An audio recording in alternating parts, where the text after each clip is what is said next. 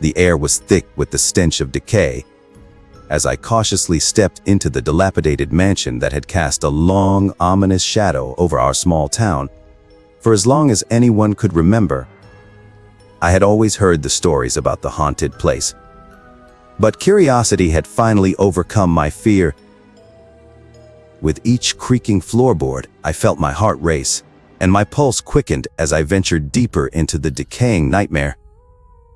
The mansion was like a monstrous relic of another time, with its imposing Gothic architecture covered in ivy that seemed to strangle the very life from the walls.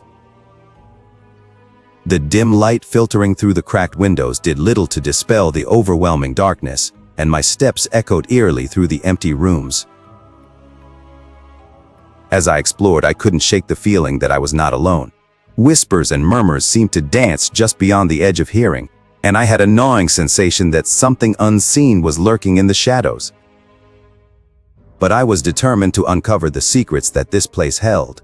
I couldn't resist the pull, the need to understand the source of the town's chilling legends. I reached the grand hallway, and there, a colossal ornate mirror hung askew on the wall. My own reflection was a mere fragment in the tarnished glass.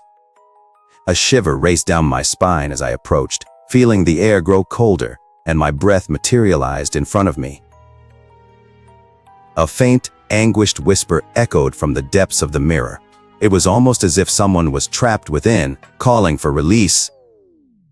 My curiosity took over, and I reached out a trembling hand to touch the surface. Coldness surged through my fingertips, and a scream echoed from within the mirror as if 1,000 souls were trapped, screaming in agony.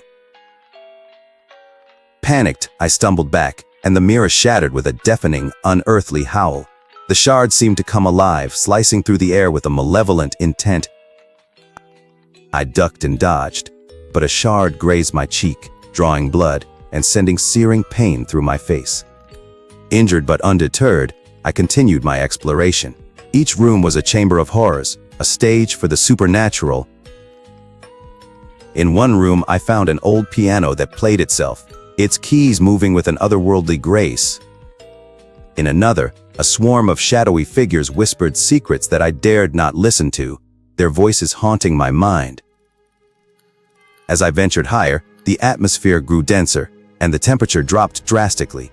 An uneasy feeling settled in my stomach, but I had to see this through. It was as though I had become a character in one of the terrifying tales told around campfires, only there was no escape for me.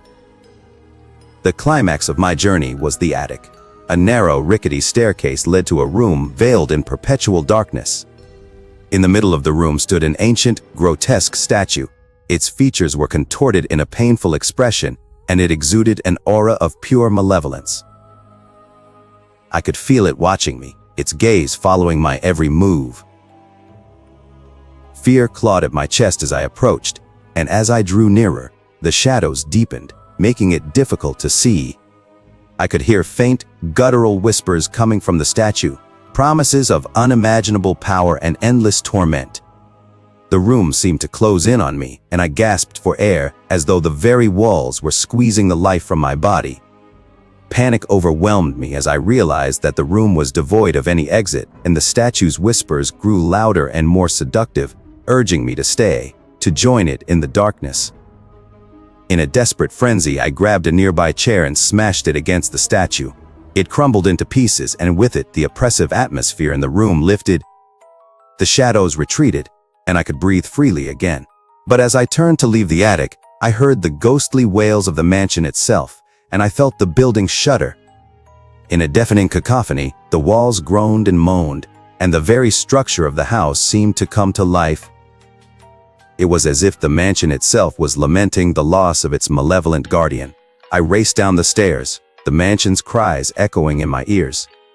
The once dead silence of the place was replaced by the cacophony of spirits and tortured souls, all yearning for release.